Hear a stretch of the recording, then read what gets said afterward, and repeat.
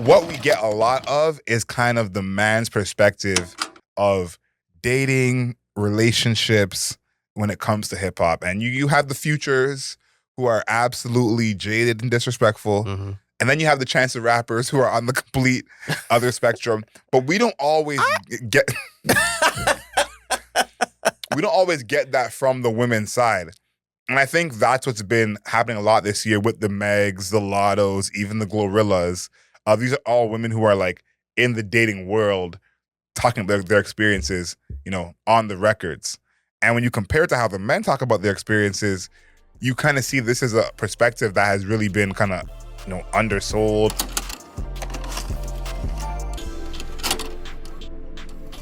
Good afternoon, beautiful people. This is another episode of Album Mode. We review a new album every single week. We look at the lyrics, the production, the overall aesthetic of the album, and how the album fits into the context of that artist's career. For everyone watching on YouTube, like this video, leave us a comment, let us know how wrong we always are, and of course, make sure you're subscribed. My name is Adriel Smiley, aka AdrielSmiley.com, aka Adriel Smiley Official, aka The Godfather. We're here with His Royal Highness, aka The Bunny, aka No Longer a Munch, King Grant. Welcome back, everybody. We're here reviewing GloRilla. Mm-hmm. Glorious. Name of the album, Glorious. Yeah, Glow. I love this name. I love the name of the album. I like any artist that uses their own name to make a new album name. I think it's very fun. But yeah, GloRilla, artist from Memphis, Tennessee. Mm-hmm. You could tell by her accent that R is carrying a lot of words that it does not belong inside of. Oh my goodness. But yeah, Curbin. Yeah, Merzik. I love myself some Merzik. Yeah, so she's a breakout Tennessee Memphis rapper. Mm-hmm. I don't know if she's connected with the Grizzlies yet or John Morant, but I predict she has for sure. Okay, I was about to say I predict that happening very soon. But yeah, so she's here. I think this is the album, right? The full album. Yep. Not a mixtape. Not a mixtape. The album. Not a mixtape.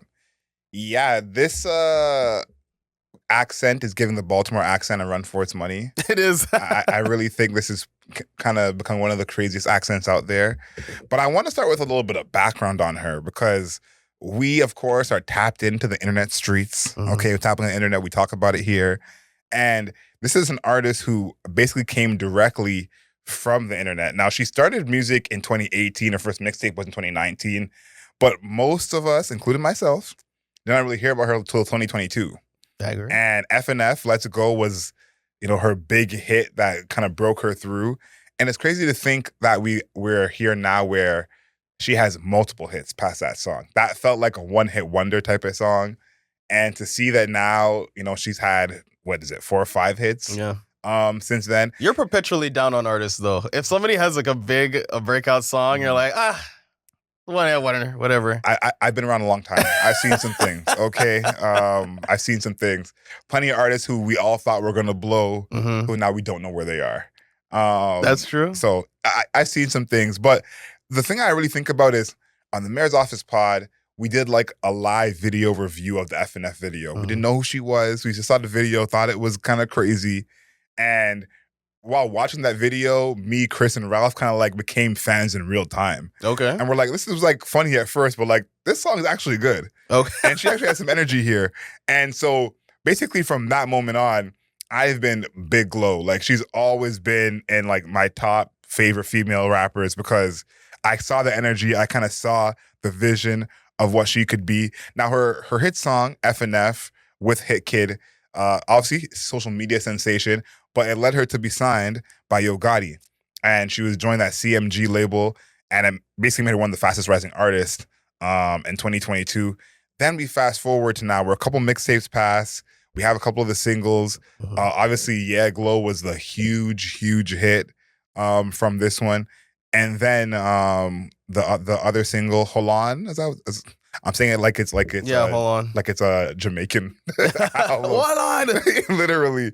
But those two were the singles leading into this. So how are we feeling about this project, knowing it was coming, hearing the singles? Where was your head at?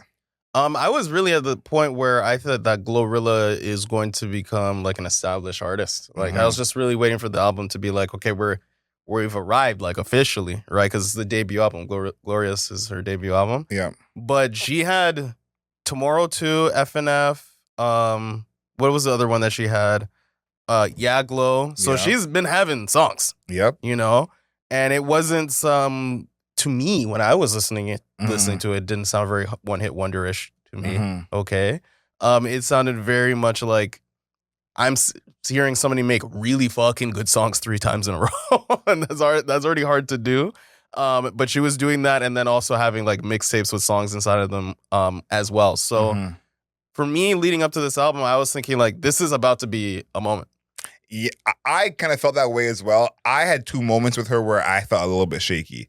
It's funny to think like I basically was like a big fan as soon as I, got into her. And Tomorrow, the original Tomorrow, I thought was a good kind of follow-up song. Okay, she can make hits on her own still. Like she has shown that it's not just a fluke. And then when she had that song with Fivio Foreign, that was one of the songs I was like, whoo, we're reaching with this one. I don't know how this was gonna work. And of course, that gave into more of the one-hit wonder type of talk, and everyone saying like, for you, no, it wasn't just me. It wasn't just me. A lot of people were thinking like, okay, Glow, like we're worried about you. And I think to see how far she's come from that moment, because having such a big song flop so publicly is hard to recover from, almost for an artist at any stage. But for artists like her who's kind of new to the game coming in, to see her recover from that, where Cha Cha Cha isn't even talked about now. And there was a moment when everyone was like, she's a little iffy, Glow.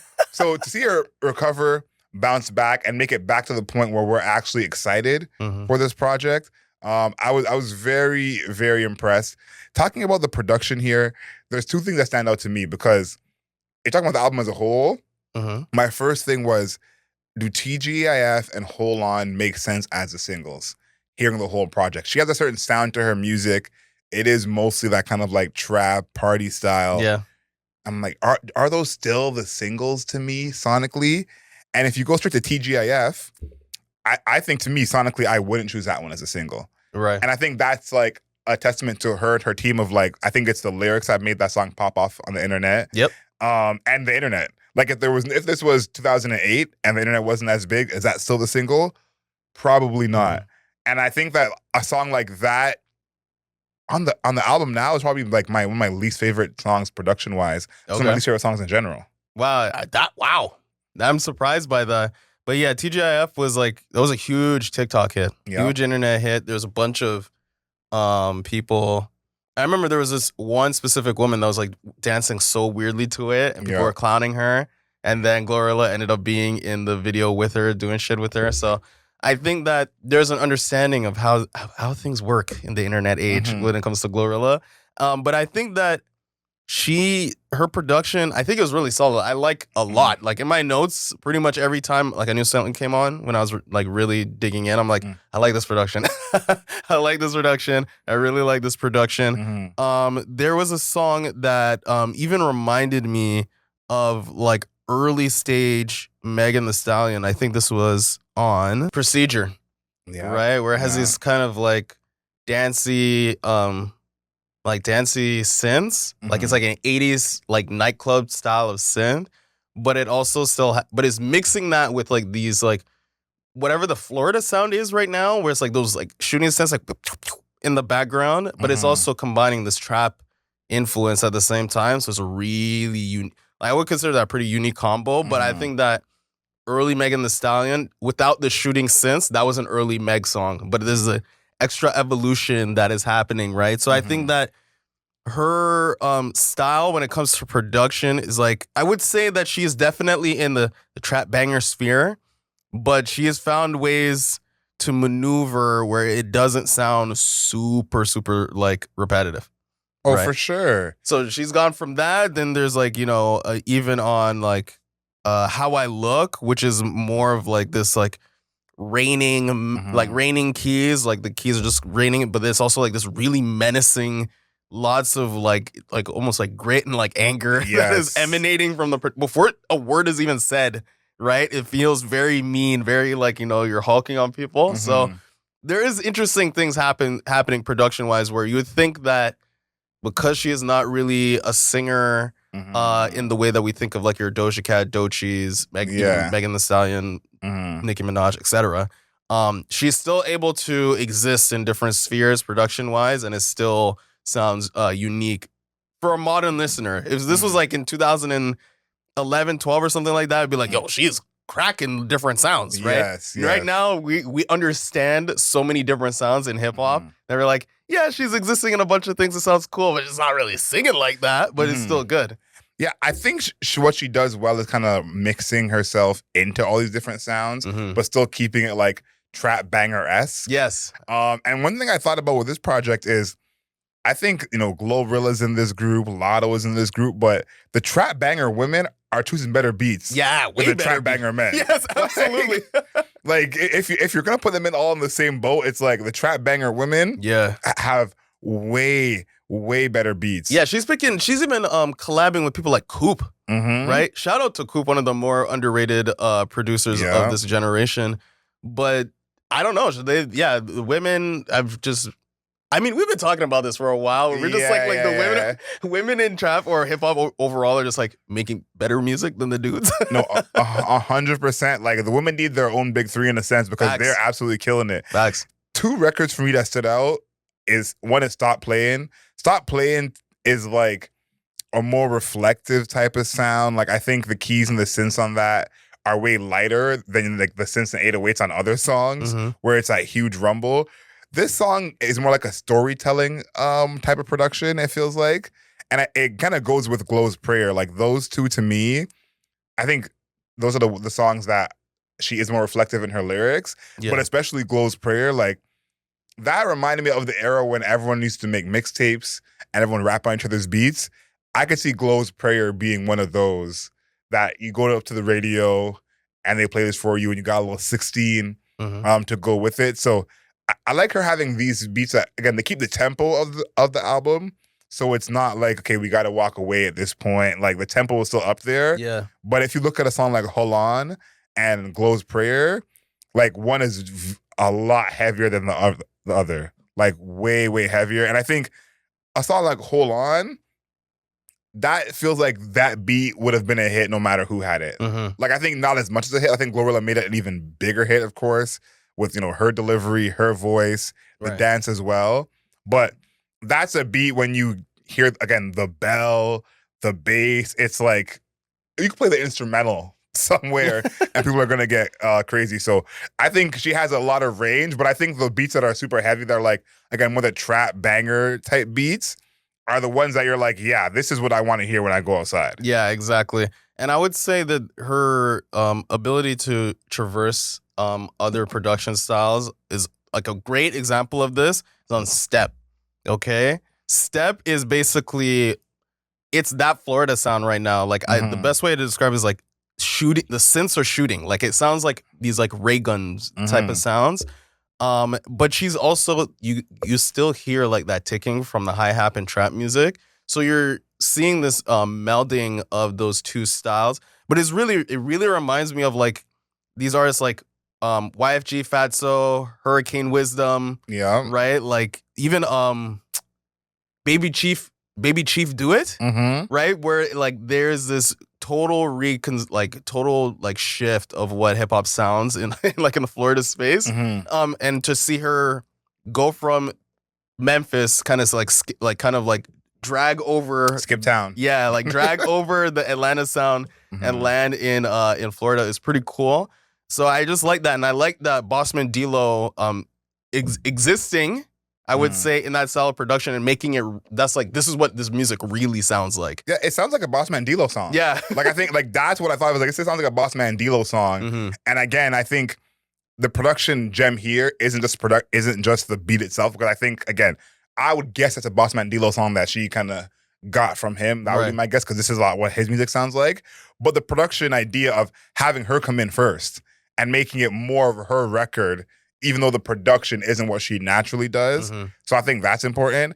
This song, somehow we haven't mentioned at all. This is probably my favorite song on here. I love her's great. I love her. I love her's great. But What You Know About Me, Okay. that's one of the songs that I love a lot that I can't sing along to as much. But on the timeline, I know I'm not wrong because the girlies are loving that on the timeline, on TikTok especially. And if you know me for a long time, the song that this is referencing, it's sampling. Wipe Me Down. Wipe Me Down, Lil Boozy, Webby. And when Wipe Me Down came out, if you wanted to see me lose my shit in the middle school dance, Wipe Me Down was a song to get it done. So as soon as I heard that sample on here, I was just shoulders, chest, pants, shoes, didn't they tell me twice. And I think this song made me realize that her and Sexy Red are kind of adjacent, like in their careers in a sense. And it's like Sexy Red almost feels like where GloRilla started. And GloRilla kind of like, you know, said, okay, I'm gonna level up past that. Sexy Red said, I'm cool right here. This is where I'm gonna stay. But those two together is a great pairing. Yeah, it's a fun track overall. And yeah, I agree that not really a song that you and I would be singing on the daily, but thoroughly enjoying. Yes. Thoroughly enjoying. I thought that what was really interesting about that song particularly was like the lyrics where she said like wipe me down. I think it was like the second or third bar. And that's it. That's the only time she said it. But for some reason, listening throughout the entire song, I was waiting for her to say it again. Yep. I was just I'm like, oh, here it comes again. And then it just never came. And they copied the flow when they did their part of it. It's like, and I forget who did this in the past, because we talked about this for another artist, but this is a record where I don't know if What You Know About Me will ever be as big as the record. Right. But it's sampling a record that still plays today. True. And I think that is almost the bigger part of this is like you're sampling a record that still plays in the club today. So now your record plays beside that record. Drake did it. I think it was on Her Loss. Yeah.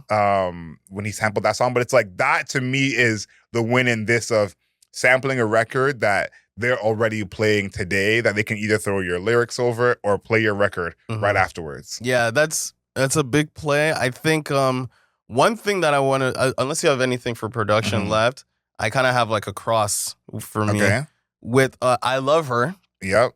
T-Pain. T-Pain. Is there a single artist where their style, their songwriting, their singing, like everything about them has totally 100% translated and not gotten old at all their entire career? Like, it's crazy how like the way he sings on the hook, where he is singing like I love her, like you know what I mean, and it's still like it's still such a breath of fresh air to hear his voice. It's still so enriching to hear his lyrics, and the fact that his hooks are still this good, literally like almost 20 years into the future, still got it, man. Is insane. I just can't believe how good he is. Yeah, when I heard him on that, I thought back to maybe it was last year, but a couple months ago when Busta Rhymes dropped his project. And there's a song on there with Busta Rhymes and DaBaby and T-Pain. And I said, okay, this sounds interesting. Let me hear what this is. And, you know, DaBaby and Busta Rhymes, both great rappers, you know, kill it lyrically. But the T-Pain's hook on that song makes the song like we're back in 06. Yeah. Like, think about, you know, Plies and anyone who had a song with T-Pain where he made the hook.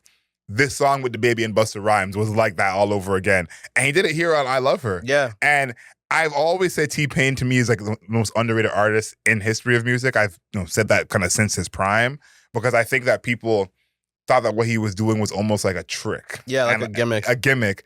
And the thing about T-Pain, what made him stand out so much is that his tone was still distinct throughout the Autotune. And I think like he gave you the gem of how to use Autotune.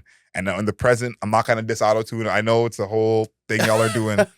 But I think the disconnect of like the T-Pain era and the Autotune of this era is you can't even tell who's who is in some of these songs when there's so much Autotune. Yeah. And T-Pain, even though it's clearly Autotuned, you're like, I know who that is right away. And that's the difference here where it's like, I'm sure there are GloRilla fans who don't know who T-Pain is. Like, it's crazy to say, but I'm sure they exist. But hearing his voice on here, it's like, hey, I got to find out who that voice is. Like, it stands out right away. Yeah, that repeated I love her, but his like it's incredible. I'm actually just like in total awe that it still works. It still works. 20 years in the future. and it's even distinct from Don Toliver, right? Yep, Like yep. it's still even very obviously different. What he's doing is different. The singing is still super solid, and it brings like an R&B-ness that Don Toliver is still reaching for. Yes. In ways that T-Pain just totally gripped immediately. So I love that song. I love that hook. Overall, also it just like it brings this element of softness to GloRilla's music that I would say is relatively absent, to put it nicely.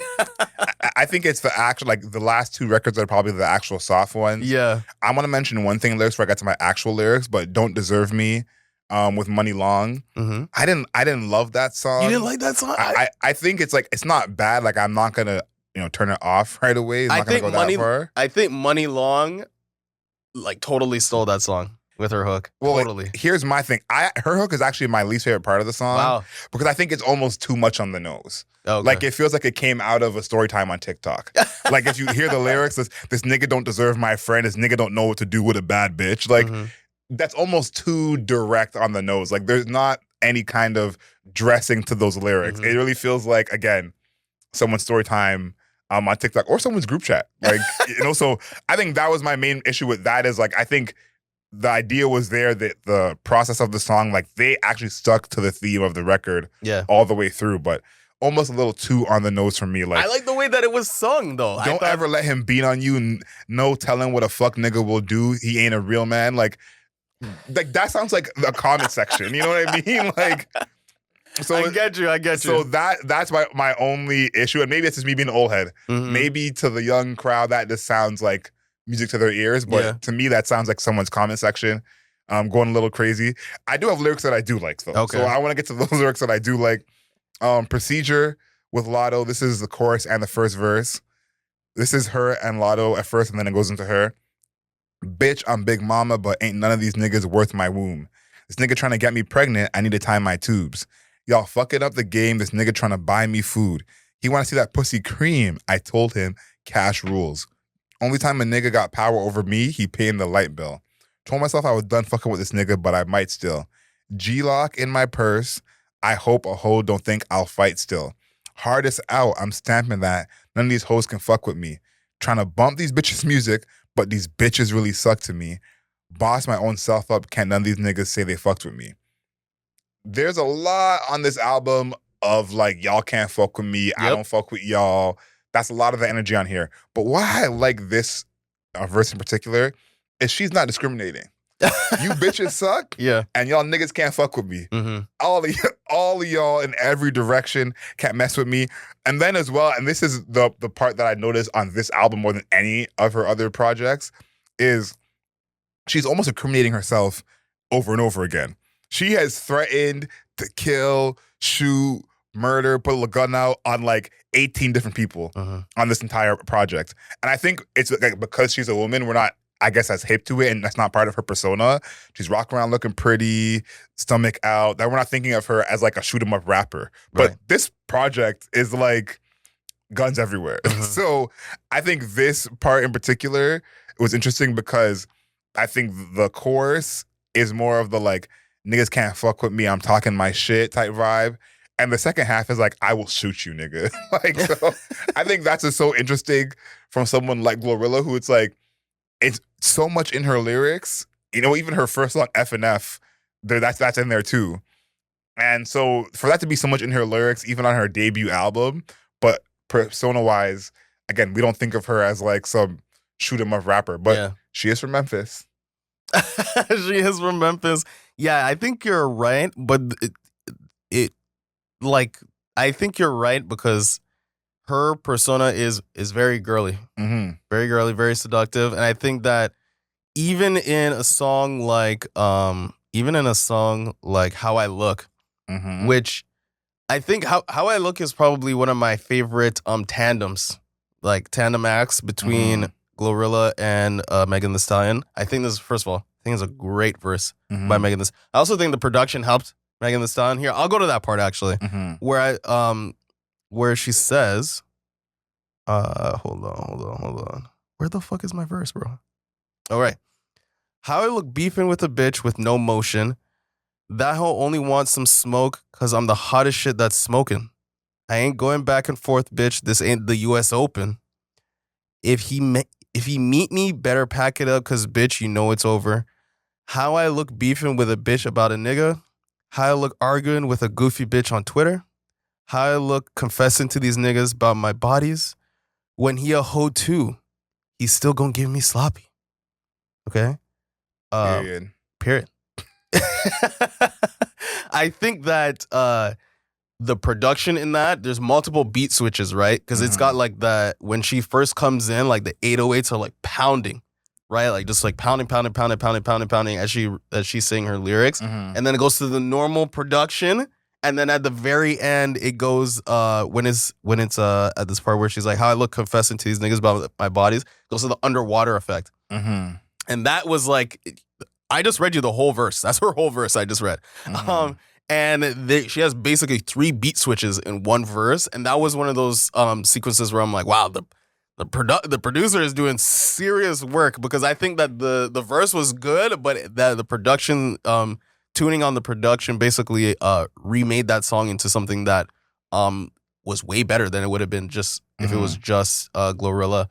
But I think that GloRilla is, she, because of that hammering sound and just like that overall production, she has a very menacing sound. Like I feel like her sound is very menacing, and then when you pair her verses, her verses in the pre-chorus, where it's like, just rode by the cemetery, it's plenty of room for your hoes. Fuck the money missionary, got plenty of room for more. Man, all these bitches scary. I know a few of those. Fuck, I look beefing with some bitches who be sharing clothes. That's a bar. That's tough. That's a bar. Right? So I think that she even has a little bit of disrespect to her. You know what I mean? More than a little bit. More than a little bit for sure. So I'm enjoying GloRilla overall. I think that she's showing lots of sides of the tough girl persona, even though that on the surface, when we see her, not very much tough girl. I think what's great about this project to me lyrically is how open she is. She has a few records where it's just very autobiographical more than she usually gets. And it's like the whole record is like that. It's not a couple lines. It's the whole record just kind of saying what it is. I do think, you mentioned How I Look as one of your favorite songs. Not one of my favorites. Okay. I do like it, but to me, it feels like Put It On The Floor Part 2 by Lotto. Right. And it's the same producer, Go Grizzly.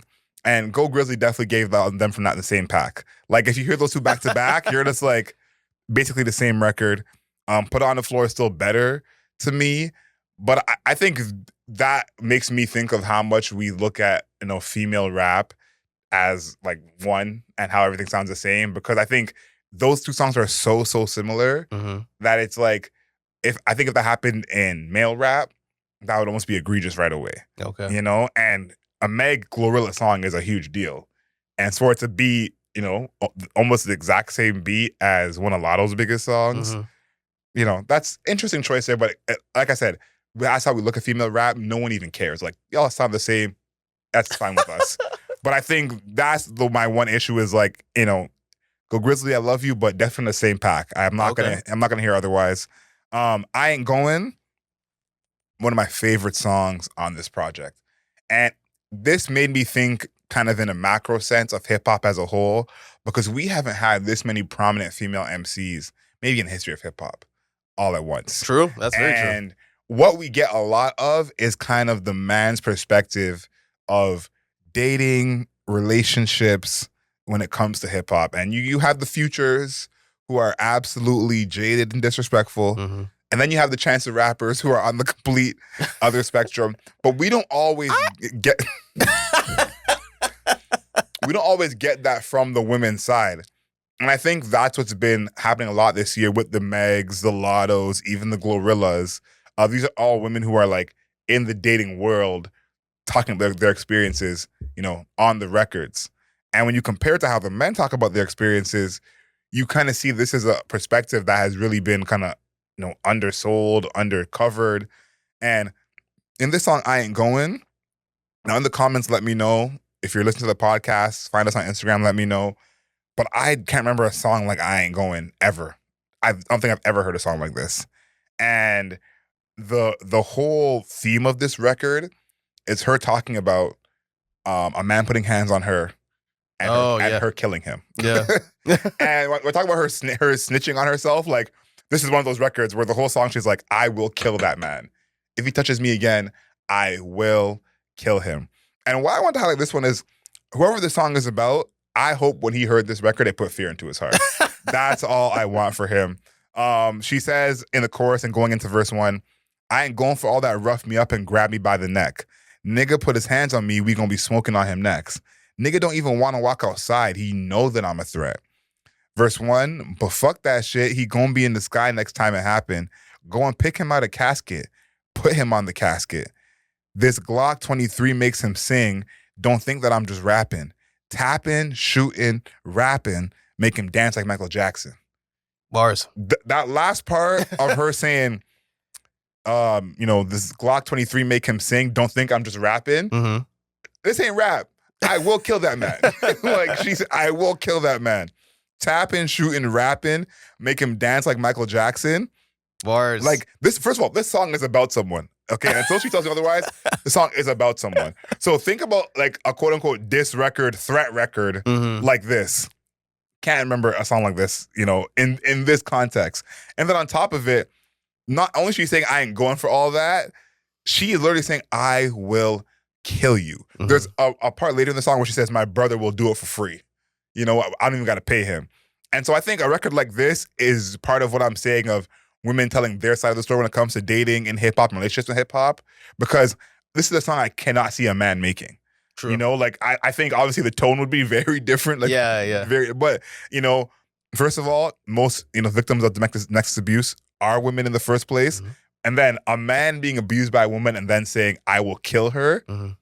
This doesn't come off the same. It doesn't have the same ring to it. Right. So this song made me think of that because, again, this is a song I feel like only a woman could make, one. And then two, I feel like if this was a scenario that you could kind of cross between all the genders, more men would be making songs like this. But I think that this is now, not she's opening up this lane because I think other women have mentioned domestic violence and kind of retaliating in their music before. But a whole record like this, and again, the Bits record said, listen, this is over for you. Like, you are going to die. And I'm hypothesizing this is about a real person.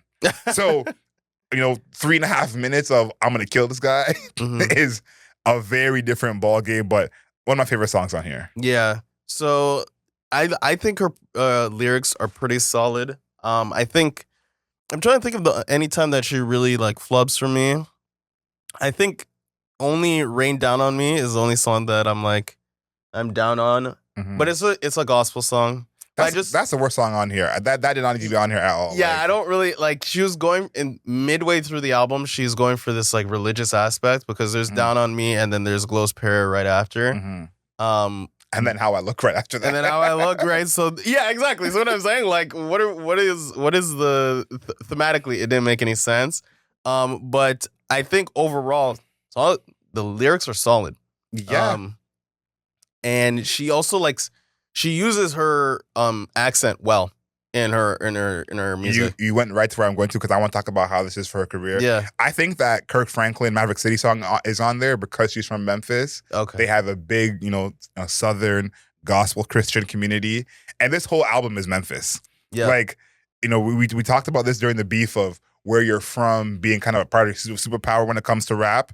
This is her superpower, is being from Memphis, the accent, the sounds. Yeah. So I think that she represents Memphis well on here. What this means for her career, this is a huge, huge plus. Like, this is no question a huge plus for her. I think that she kind of made it to the point where she had anticipation for this project. Like, that to me was already a win because, she had mostly been a singles artist up to this point. She had put some projects out, but those had not been heavily regarded, heavily listened to. So to be considered a singles artist up to this point that we're excited for their album, that doesn't always happen. And I think this album actually sounds good as a whole. Yeah. Even though there's probably 8 singles on here, it feels like. So for me, she kind of kept her clout, didn't lose any clout points there, but then gained some in terms of the artistry.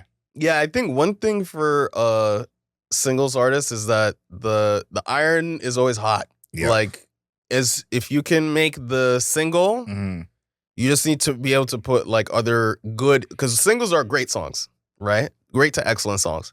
You just need to figure out how to put good songs around it, Yes. right? And I think that when it comes to Glorious, she figured out how to do the other good songs, right? And I think with the amount of cachet that she's gained by her features, like people come to feature on her stuff. I noticed that like most people feature on her stuff. She's not really doing many other people's features. Yeah. But yeah, the people that come to her features, they come to her world, and they're doing, except for Bossman D-Lo. Yeah. He is somehow reached her from Memphis into bringing to Florida, but she is been able to construct like the rest of the picture when it comes to her artistry, right?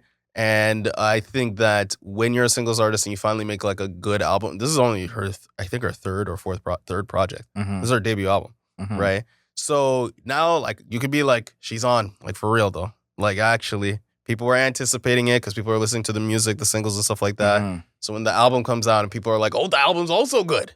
You know what I mean? Like it's like, oh, it's also good. You know what I mean? Yes. Like sometimes it's kind of hard when you're an album's artist.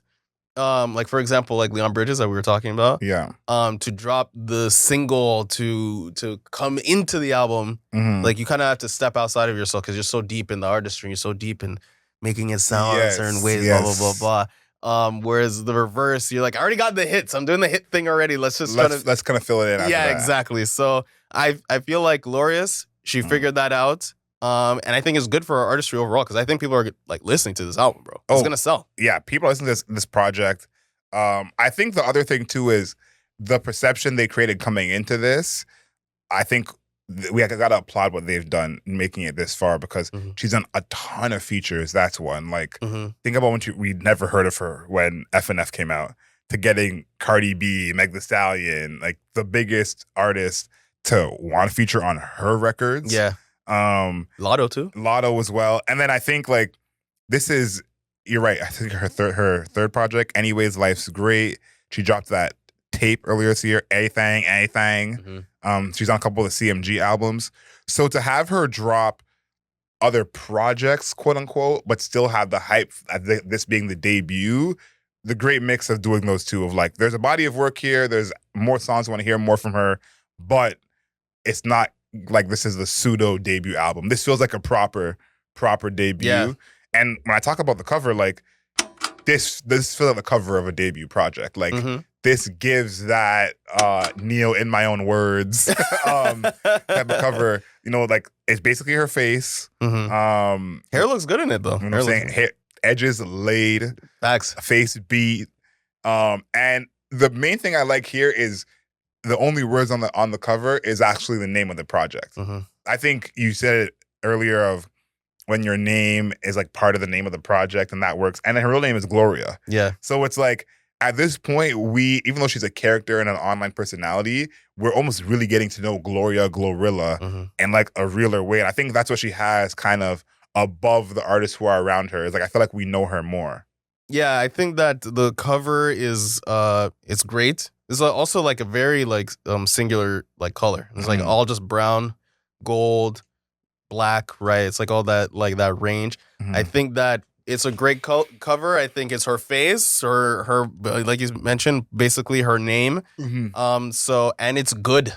Yes. Right? So anytime people look it up, seeing your face, seeing your name, and it sounds good.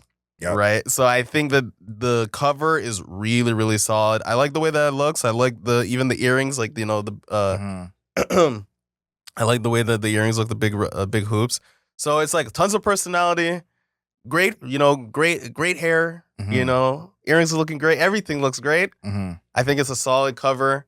I'm looking forward to see what the other covers are going to look like going forward in her career because a lot of the face in the first one, like it's all face in the first one. You know what I mean? I think that was a great choice. I think she is getting on that precipice of people know her songs but may not know her. Yeah. And so this, I feel like, really helps curve that. Like, that's true. Because I think about when FNF came out, people knew what she looked like when FNF came out. Not that many. Even, you know, TGIF. There's people who know that song and don't know what she looks like. So I think having this for your debut project is like, okay, most of y'all can at least put a face to the music, to the voice. And as well, it's like her voice and her accent with this face, like you got to put those two things together. You That's know, so true. I think like that's imperative to who she is. It's like putting those two together here. My question for you is, are you going to be getting the vinyl? Maybe. I would say this is a maybe. I would say right now, probably not, because the price of vinyl has gone through. What is going on? Yes. Inflation doesn't discriminate. 2 days ago, I was Googling. I'm like, why the fuck does vinyl cost so much? There was a time, guys, where vinyl, you could cop somebody's vinyl at the dollar store. Yes. You could be copping Michael Jackson's Thriller at the dollar store. Mm-hmm. Okay. Now vinyl costs like we're talking about $40, $50 Canadian. Yep. Okay. So it's got to be really fucking good for me to cop somebody's vinyl right now. I think this is really good, but I don't think it's a vinyl cop. Not yet. Maybe I spend more time with it and I'll get over the line, but not really. It's on the border for me, but I think it's a no for me too. Mm-hmm. I don't think this album is like vinyl worthy for me, and I'm also personally apprehensive about hip hop on vinyl. You know, and this is... Look at Adriel discriminating against black people, not playing black music. You're going so far. No black music on the vinyl record. I never said that. Michael Jackson, D'Angelo. Oh. No problem. Only when Michael Jackson was white, though. Only when the vitiligo fully kicked in. No, black Michael. It's just bad Michael. Bad off the wall. That's the Michael I'm talking about. The Jerry curl Michael. Okay. Yeah, I think... This is not there for me. I would say for me, it's not a no skips. There's a couple songs that like kind of are different tempo than the rest that obviously make it a no skips. Mm-hmm. And then Rain Down on Me could have super done without that. Yeah, like, that's true. Didn't need that in here at all. Yeah, so I think that there's a little bit of misses. Is it a no skip? I don't think so. No, not no skips at all. It's not a no skips. Okay, the moment we've all been waiting for. I know the women in shout out to the women that listen to Album Mode podcast, because we actually have like I would say a pretty strong contingent of women that listen to our reviews. The women in the review, the comment section this is the moment they've all been waiting for. Adriel, what are you giving Glorious by GloRilla out of 10? For me, it's a 7 out of 10. Okay. I really like this album a lot. I think there are certain parts of the project where I'm like, she's just not there yet. Mm-hmm. I think even in her autobiographic storytelling records, you know, if you compare that to someone like Lotto, who I loved Lotto's project, it's like Lotto is almost a level above lyrically than GloRilla is. But I like this project a lot. This project reminded me of one of the greatest eras of hip hop, that like Atlanta mid-2000s era, T.I., Young Jeezy, early Gucci, Ludacris. Like this feels like that era of music is back in a sense. So I really liked it. I think one of the better rap albums of the year, but 7 out of 10 for me. Okay. For me, Glorious by GloRilla, 7.5 out of 10. Wow. 7.5 out of 10. I like it a lot. I think that Rain Down on Me was a misstep. That was a misstep. And then the song right after it, which is Glow's Prayer. Mm-hmm. I guess it kind of works. But you know, I could have lived without it too. I think that her production, picking production is really good. Yeah. Really good. Beat selection is phenomenal. She has the ear. Yeah. I think her lyrics are solid. Mm-hmm. Not doing anything fancy, but solid. Yeah. And I think that even though I think TGIF is like the hit song, I feel like she is, maybe it's just me, but I feel like her hit songs are not hit songs for me. You know what I mean? What does that mean? Like, I think that her hit songs, and she was a single artist before, I think that they're great, right? But they're not blow the doors off type of hit songs for me. Like, they're not, like, even like rap songs that go number one, which I love. I love all the rap songs that go number one. I think that hers are confined in a way where like the production, or like her lyrics are somehow carrying it instead of the production. The production is almost like a laggard in her music. So even with a song like TGIF, I'm like, it's cool. Like the production of it is pretty cool, but I think that she is doing most of the work carrying the beat. Yeah, it's her. I think that the production needs to be like needs to catch up a little bit on those songs. But yeah, so I think that it's really good. I think that TGIF is still a really good song. But I'm like, I don't know. I feel like I'm missing something when it comes to her hit songs. I think that Bossman D-Lo, that her Florida influences in her music is really good. But I do think that Money Long stole that song on Don't Deserve. Stole it. So this is 7.5. It's very good. No, it is very good. And I think my takeaway from this project is she is a certified hit maker. Like, I think she's already there for me as like, I trust her to be able to have some in the tuck almost regardless. Wow. Yeah, I think she's shown it enough times. Like, even Yeah Glow, that's a big record, but like, that's her of why that song is as good as it is. As big. TGIF is the same way. It's like, these are records that she's not catching a lick with the beat. It's like her voice, her cadence, her delivery that makes it. And the one to me, although that's the best, is Tomorrow 2, which is not on here, but Tomorrow 2 is probably the one explosive hit she has. But I think you're right. Yes, explosive. That's what I'm looking for. It's not explosive. Like, it's more of you're mainlining her verses, where Tomorrow 2 is like, you know, you feel there's fentanyl in it. Yeah, you can feel like there is something like it's just different. There's a different energy to it. Yeah. That the other songs that are huge from her do not have. Tomorrow 2 is like crack, and the rest is like you can walk away from them. Yeah, you know. But I want to hear what you guys think in the comments. Of course, let us know on YouTube. Hop in those comments, like this video, and make sure you're subscribed. But let us know, what are you rating this out of 10? I want to see all the ratings out of 10.